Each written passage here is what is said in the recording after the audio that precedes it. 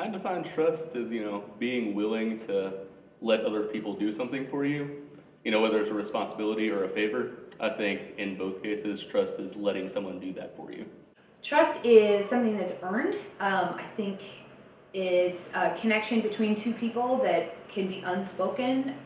I suppose it could be spoken to. It's your ability to believe someone when they talk to you, and it's a potentially fragile thing that can be,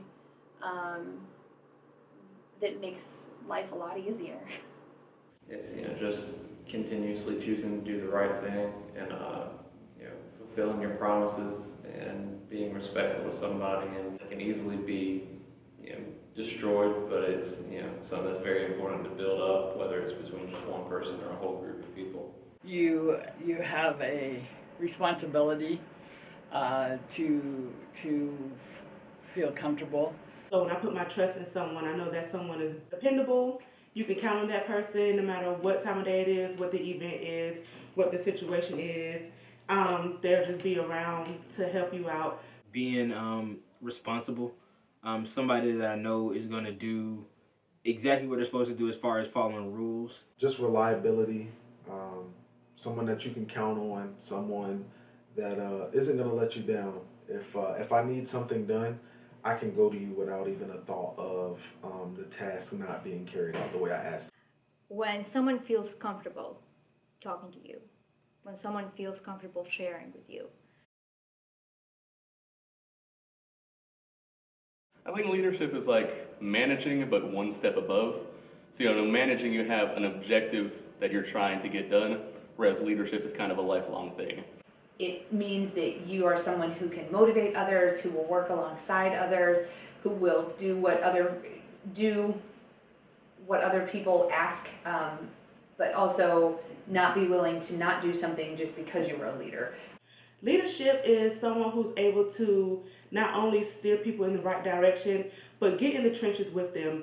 I believe that leadership is shown as an example, both in person and when you're not in person. But leadership is making those tough decisions, not always being a friend, but being honest, being transparent with people. Being a role model in anything. You don't have to take leadership positions, I think, to be a leader. The biggest thing that I can see about leadership is not being afraid to tell the truth, and making sure that you stick to the rules and are fair across the board with everybody. Leadership is There's a lot of different ways that you can change leadership depending on the situation. For instance, if you advise an organization, you're there to let people choose what bridge they want to go over and then to help them get across that bridge. That is one type of leader. However, if you are someone's supervisor, you're kind of saying, this is the bridge that we're going over, and then you're helping people get across that bridge. The environment also builds leaders. Circumstances builds leaders. You are put in situations, and you are, whether you have been in that situation before or not, you become a leader. The leaders come to the surface. I think that trust impacts leadership either positively or negatively. With trust, you're a stronger leader. If your people who you're leading trust you, then they're more likely to get behind whatever initiatives you're going for. If they do not trust you, if they don't think that your intentions are good or that your intention is within thought of them as well, then they're less likely to get on board with what you're trying to get done. We expect our leaders to uphold a certain standard of decorum, hopefully, and that if we can give them our trust, then we've given them something important of ourselves. Trust can be a tool of leadership and hopefully isn't misused. Well, if you don't trust your leaders, then you're not going to work to your to your potential. You're not going to be as strong as a team. I know you've probably heard you're only as strong as your weakest link. If your weakness is trust, then it's hard to rally the team. Trust is kind of a good foundation for leadership. So you don't necessarily need to be a leader to have trust from someone, but I think you kind of do have to have trust to be an effective leader. Anytime you're in a position of leadership, it works better when your staff or your subordinates or the people that you're leading, your team, whatever the case may be, trust you to be the leader. If I can't trust you, then I can't put you in a position to be a leader.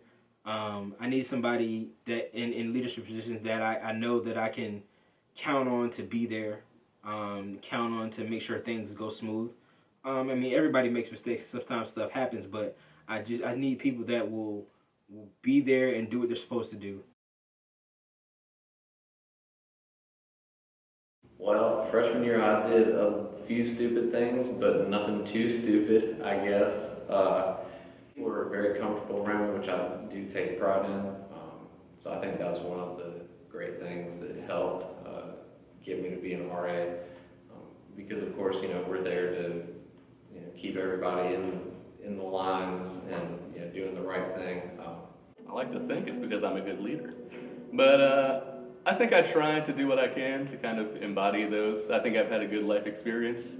I definitely was raised in the right conditions to have those leadership qualities, to respect people and trust people. That I said I am approachable. I said I'm a good listener because I have told that. And I said I have work ethics because I was told that too. I guess they just saw some potential and they're like, I think she's going to do well.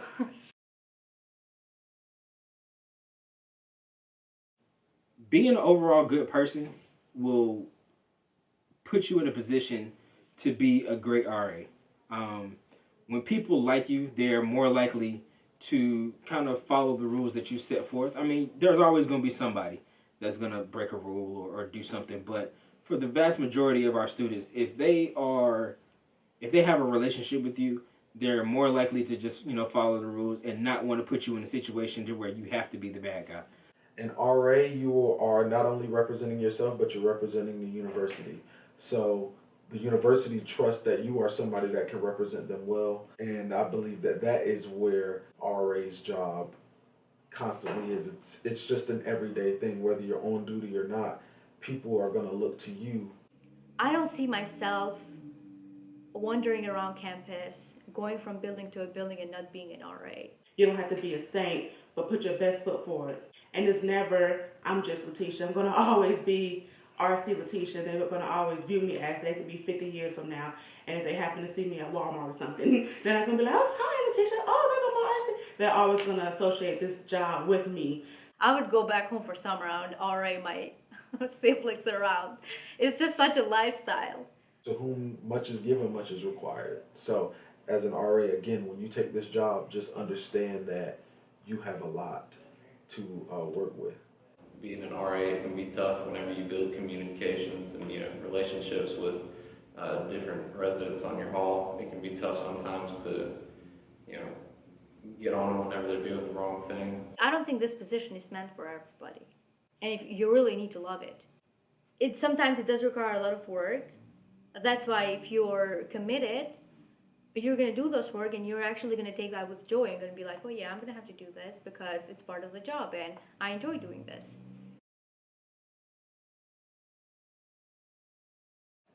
It is important to have trust as an RA because the student is pretty much looking at you as their second parent in some sorts, especially when you're dealing with freshmen. This is their first time here on campus. They can't call mom and dad about everything, but they would love to have someone they can go to who's been there, done that. If we can use the trust that our residents have with us as RAs and RCs and the other professionals, hopefully we can move from just a community of people living together to more of a truer sense of family. I think trust, kind of like before, is a two-way street. So your residents have to trust you that you'll do what's best for them, even if they don't always like it. And you'll have to trust your residents to, follow the rules, even if you don't always like them.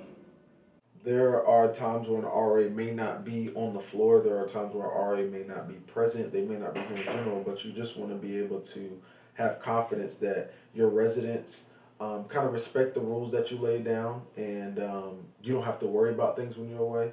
Also, you want to be able to have a situation where your residents trust whoever you may put in place of you at that time. So again, as a community, we want to work together and just make sure that everybody is familiar with one another, everybody knows one another, and everybody is at least on somewhat of the same page as far as what is expected of them while living in these buildings. If they don't trust you as an RA, you're not going to have that relationship. It's the foundation of your relationship. If they don't trust the RA to follow the rules, if they don't trust the RA to be consistent, if they don't trust the RA to be the same with everyone, then you're not going to have that relationship, and that's going to affect our retention. Trust is one of the more important things of being an RA. If you were a student, you want to be able to trust your RA with confidentiality. You want to be able to trust your RA that they're going to treat you fairly in comparison to the other residents. Trust for an RA, I think, just helps make your job easier. You can have, residents can respect you, residents can like you, but residents don't necessarily have to trust you, but you know which ones trust you. I would not necessarily say that my residents need to trust me. More so, I want to create a comfortable environment for them to come and talk to me and share with me. And I'll try to do everything possible for them to have that comfortable space. And then if they mess up, I want them to recognize that they have messed up, and I need to report because that's my position too. But then still, I want them to be comfortable and be like, okay, I did wrong, and report me. I've had a lot of those cases. The most important thing as a supervisor and as a coach and as a leader in our organization is to build that trust, to build that approachability, that you can come to us, that you feel supported and respected, and that as leaders you have all the tools you need to be successful.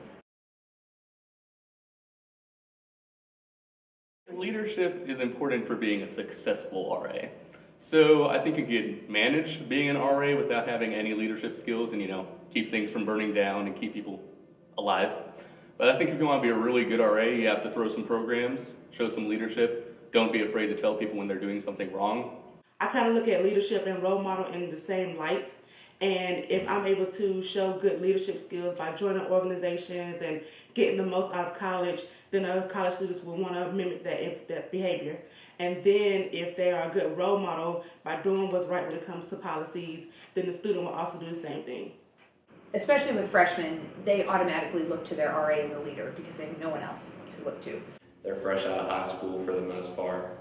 I love being a leader in there because I can take what I've learned in my mess ups from going through college so far, and I can help steer them in the right direction so they don't make some of the same mistakes I do. But when you get into upper class students, you have to earn that leadership as well because you might be younger than your residents.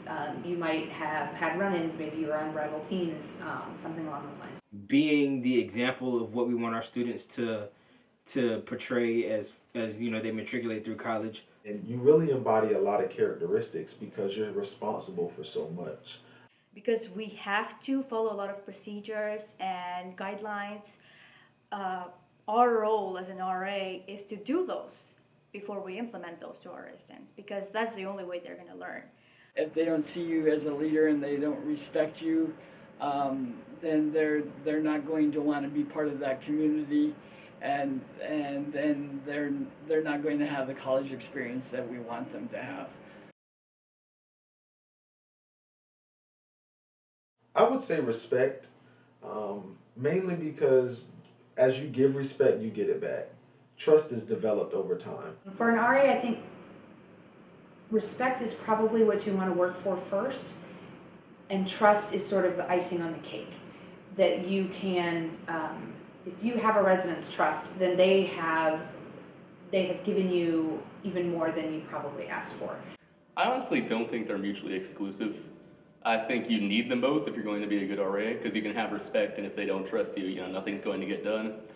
Getting trust is definitely, I would have to say, the more important of the two, because they could respect you and then at the same time not trust you, but There's not really trust without respect being in that equation. It's kind of hard to say one is better than the other. You have to respect the RA in that this is a job they're doing. I'm not just targeting you for certain things. I'm not just saying these things because I think it's cute, but I have to do my job. And then I have to trust that you believe in me to do what's right. I think respect is part of trust. I think of those as words that intertwine with each other. It's that analogy where you would think about a stool with 3 legs. If you chop one leg off, then it's all going to topple over. They have to respect the position and respect the position of authority that you have, but they also have to trust that you're not there to harm them. That's more and both. I think trust and mutual respect are one-on-one. That's what, to me, shows a good leader. You might not always receive or earn someone's trust, and that's okay. It could be about you, but it might also be about them. We don't know when residents come to us, we don't know what they've experienced for 18 years before us. Depends on qualities. So if you have good qualities, you're going to build trust. If you're someone who thinks rationally, if you're someone who has empathy for other people, if you're someone who is willing to listen, and if you're someone who is willing to be there because you think quality time is important, all of these qualities, I think, help to gain trust. Unfortunately, it's not something you can do overnight. It's something that takes time. The RA has to be a little bit vulnerable and put themselves out there to start asking questions to help build the relationship. They might see you doing other things on campus that have integrity and that are trustworthy. I believe that RAs build trust with their residents just by getting some of that face-to-face interaction, some of that one-on-one time, and then in general just being visible. As an RA, you want your residents to know who you are. You just have to be a little bit more inclusive with your new friends, because these residents, they're going to look to you for friendship or for questions or assistance, anything. So as an RA, I believe also being transparent is another thing that is a part of that trust building relationship with your residents. Oftentimes that's just modeling going to your classes on time. That's modeling all of the rules and following them appropriately. That also means building that relationship with people one-on-one, so figuring out how people feel respected and then honoring that for them.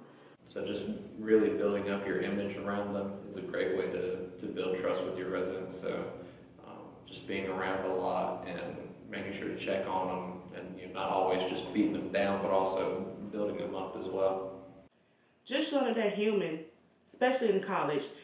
A lot of people come to college and don't realize what you go through. 50,000 other people have gone through those same things.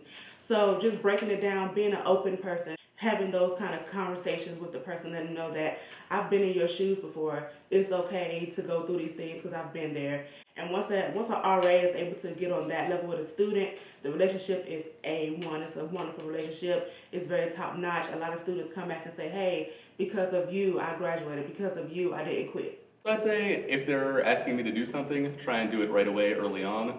So, in as much as I can do something as soon as they ask, I'll try and do that early on in the semester, so that later on, if something does come up, they'll know that I have their best intentions in mind. It kind of starts with the initial interaction with that resident. RAs should make sure that their residents understand, hey, listen, I'm the RA here, and these are the rules here. I'm going to enforce the rules. Like, I'm not out here trying to get you in trouble, but if you put yourself in a situation, then I have to do what I have to do because that's my job. Just getting the students to understand that was my job. I don't view you as a different person. I understand that in college we make mistakes, but I'm not going to take that one mistake and title that to you as a person. Have open discussions with them about that. Nothing super in-depth, but rather than just saying, hey, you're in trouble, I'm writing you up, say, here's why you're in trouble, these are our policies, it's nothing personal, tell them exactly what's going to happen. I make sure that they know that if they have broken something in the realm of conduct, that I always start off my meetings with them like, this doesn't mean that you're a bad person. This means that you did something that has a consequence. This is just a little minor step or fault in them becoming a better student and a better person overall. And then, of course, after the fact, even if they don't trust you after that, just, like I said, keep on talking to them and have a regular conversation and check in on them and different things like that. That's always a huge, easy thing to build trust with your residents. As an RA, you didn't break trust. The resident broke trust. For example, if we don't allow alcohol in the building or drugs, that is a trust factor. We're trusting you that you keep all of that stuff out of your room. But if a RA has to do their job, that's on that resident because the resident did not follow the rules that we have established in the building. If they are good residents, I think they will understand your position and they will try to do your best to not put you in the same position anymore. Because even though we're friends, good friends will know that this is also your job and you care about the job as much as you care about them. You have to follow up right away. You have to be the bigger person. They might be more angry with them than you, or they might be angry with you. I think the first thing to do is talk about it, and that's tough. Sometimes it'll take a while. We will get them because this is our job. They will need us. Just team building exercises or just being a part, being supportive of each other's programs, and then setting a time for the staff to kind of mingle without stress. Just being there for one another. Some RAs don't realize that this is a team. You have people who's going to cover your back. Don't be afraid to say, hey, I need help. Hey, I don't understand. So I do a lot of team building activities in the beginning so that when we get to the actual school year, it's very easy to keep on with those same kind of things. As an RC, I think that, having trust in your RAs is probably one of the top things that you have to have because we can't be everywhere and we need to have a group of students that are trustworthy and can be trusted to maintain the facilities. I think that oftentimes to build trust, you need to prove that you are also trustworthy as well. You give people opportunities to build that with each other pretty much.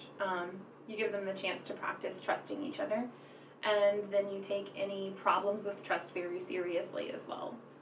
I think you have to be genuine. I think you have to ask questions. My number one reason to be in housing and residence life is relationships. The relationship that we build affects also how our residents, I think, interact with each other.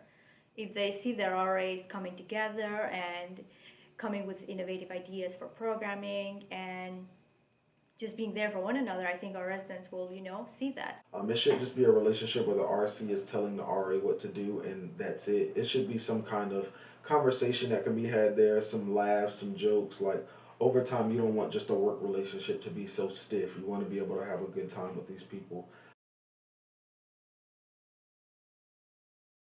With RAs on other staffs, typically we do that when we're on duty and we go check on them. But I think that also comes down to how I talk about the other RCs on my staff. And so if I am talking very positively about the other RCs to my staff, then I am going to have a staff that works really well with them.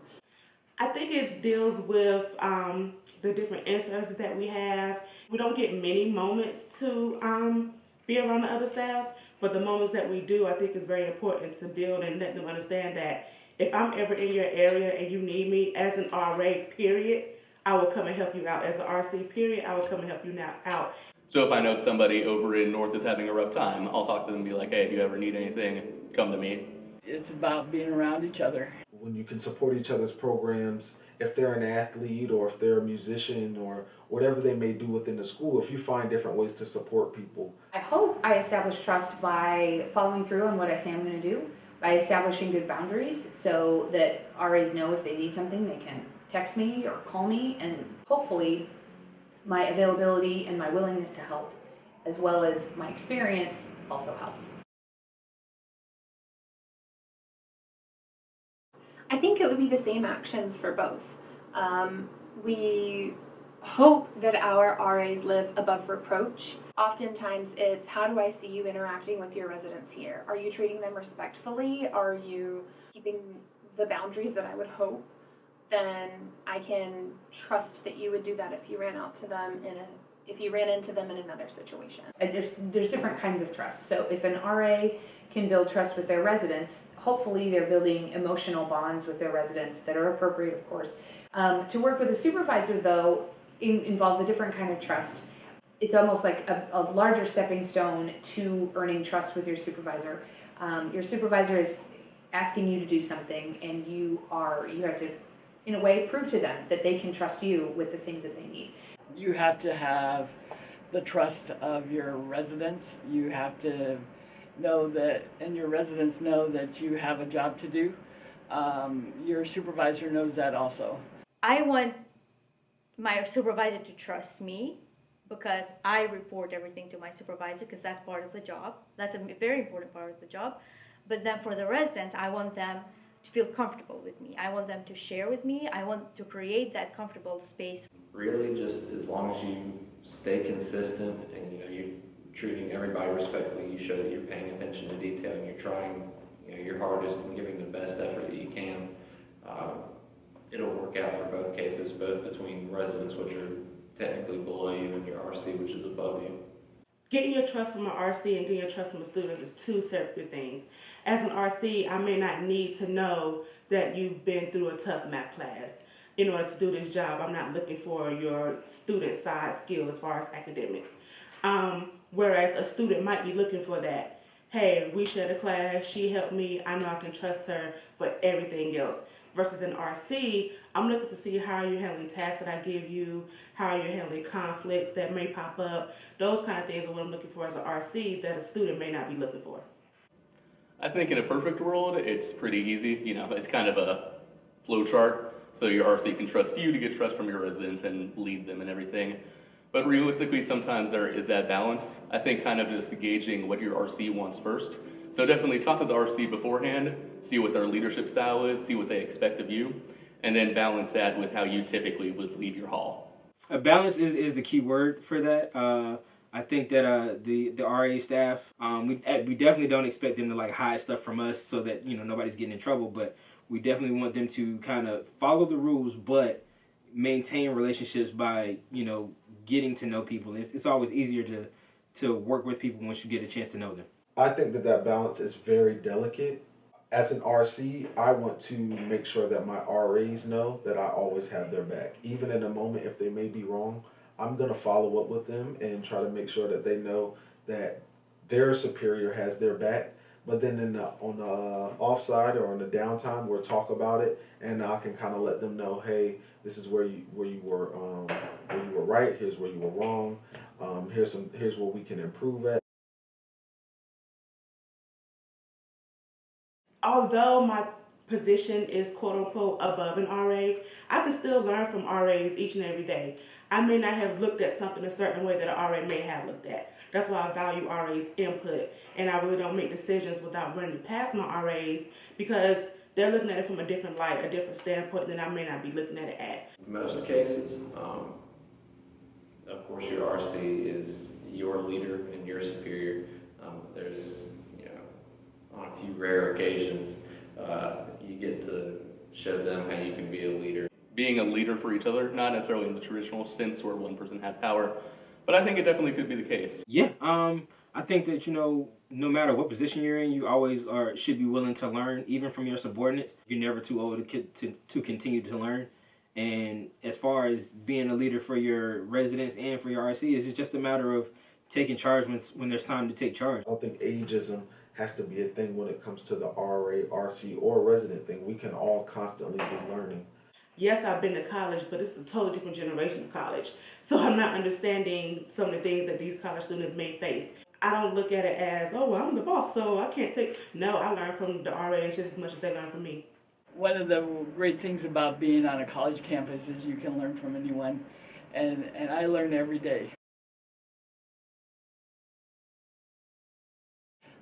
We have been very fortunate at Methodist to have a lot of strong student leaders that in a case of a hurricane or in an active shooter on campus where there was a robbery off campus and the shooter came to campus, our student leaders naturally did what they needed to do to protect themselves and their students, and they secured the areas and they took care of each other. You can't teach that. We've been very fortunate to have a lot of strong student leaders on our team.